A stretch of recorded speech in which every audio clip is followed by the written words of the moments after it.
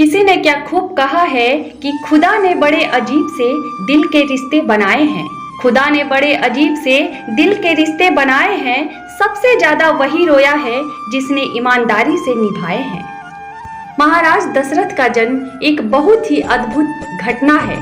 पौराणिक ग्रंथों के आधार पर बताया जाता है कि एक बार राजा अज दोपहर की वंदना कर रहे थे। उस समय लंकापति रावण उनसे युद्ध करने के लिए आया और दूर से उनकी वंदना करना देख रहा था। राजा अज ने भगवान शिव की वंदना की और जल आगे अर्पित करने की जगह पीछे फेंक दिया। यह देखकर रावण को बड़ा आश्चर्य हुआ और वह युद्ध करने से पहले राजा अज के सामने पहुंचा तथा पूछने लगा कि हमेशा वंदना करने के पश्चात जल का अभिषेक आगे किया जाता है, न कि पीछे। इसके पीछे क्या कारण है? राजा अज ने कहा, जब मैं आंखें बंद करके ध्यान मुद्रा में भगवान शिव की अर्चना कर रहा था, तब मुझे यहाँ से 1 योजन दूर जंगल में एक गाय घास चरती हुई दिखी और मैंने देखा कि एक सिंह उस पर आक्रमण करने वाला है। तभी मैंने गाय की रक्षा के लिए जल का अभिषेक पीछे की तरफ किया। रावण को यह बात सुनकर बड़ा ही आश्चर्य हुआ।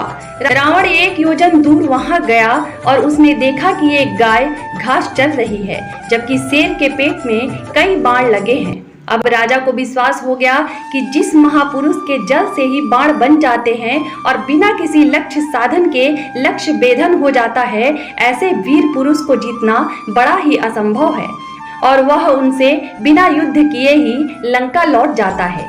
एक बार राजा अज जंगल में भ्रमण करने के लिए गए थे तो उन्हें एक बहुत ही सुंदर सरोवर दिखाई दिया। उस सरोवर में एक कमल का फूल था जो अति सुंदर प्रतीत हो रहा था।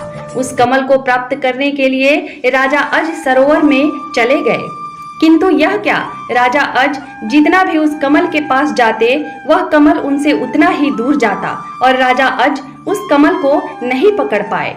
अंततः आकाशवाणी हुई कि हे राजन, आप निसंतान हैं, आप इस कमल के योग्य नहीं हैं।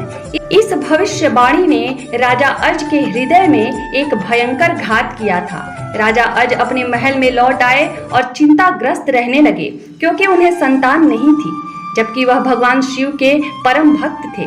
भगवान शिव ने उनकी इस चिंता को ध्यान में लिया और उन्होंने धर्मराज को बुलाया और कहा कि तुम किसी ब्राह्मण को अयोध्या नगरी पहुंचाओ, जिससे राजा अज को संतान की प्राप्ति के आसार हो। दूर पार एक गरीब ब्राह्मण और ब्राह्मणी सरयू नदी के किनारे कुटिया बनाकर रहते थे। एक दिन वे ब्राह्मण राजा अज के दरबार में गए और उनसे अपनी दुर्दशा का जिक्र कर भिक्षा मांगने लगे। राजा अज ने खजाने में से उन्हें सोने की असरफियां देनी चाहिए, लेकिन ब्राह्मण नहीं कहते हुए मना कर दिया कि यह प्रजा का है, आप अपने पास जो है उसे दीजिए। तब राजा अज ने अपने गले का हार उतारा और ब्राह्मण को देने लगे, किंतु ब्राह्मण ने मना कर दिया कि यह भी प्रजा की ही संपत्ति है। इस प्रकार राजा अज को बड़ा दुख हुआ कि आज एक गरीब ब्राह्मण उनके दरबार से खाली हाथ जा रहा है। तब राजा शाम को एक मजदूर का वेश बनाते हैं और नगर में किसी काम के लिए निकल जाते हैं।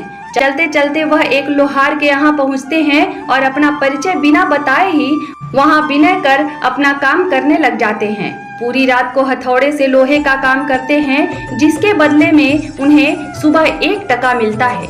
राजा 1 टका लेकर ब्राह्मण के घर पहुँचते हैं, लेकिन वहाँ ब्राह्मण नहीं था। उन्होंने वह 1 टका ब्राह्मण की पत्नी को दे दिया और कहा कि इसे ब्राह्मण को दे देना।